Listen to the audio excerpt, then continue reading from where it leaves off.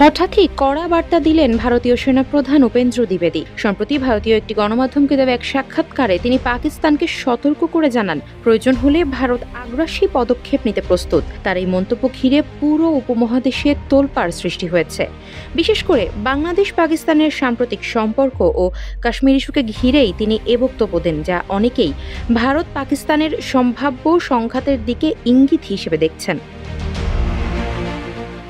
বাংলাদেশে পাকিস্তানের সেনাবাহিনী ও গোয়েন্দা সংস্থা আইএসআই এর সদস্যরা এসেছেন বলে দাবি করেছেন ভারতের সেনাপ্রধান জেনারেল উপেন্দ্র দ্বিবেদী। এমনকি এই সেনা ও গোয়েন্দারা বাংলাদেশ ভারত সীমান্তবর্তী শিলিগুড়ি করিডোরের কাছেও গিয়েছিলেন বলে দাবি তার।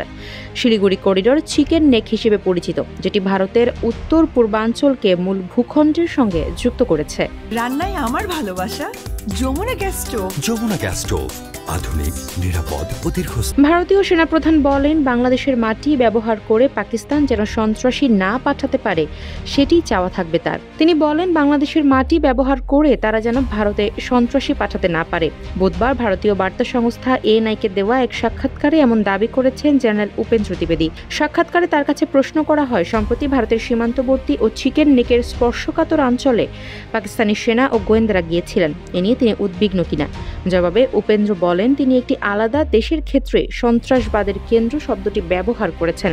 যদি ওই দেশের মানুষরা অন্য কোনো স্থানে যায় এবং সেটি তাদের প্রতিবেশী হয় এবং বিষয়টি তাদের সঙ্গে সংশ্লিষ্ট হয়ে থাকে, তাহলে তিনি এ নিয়ে উদ্বিগ্ন হবেন।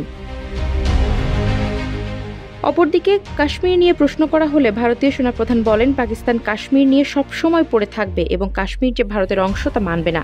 এছাড়া পাকিস্তান শুধু ভারত বিদ্বেষী ছড়াবে বলে দাবি করেন তিনি।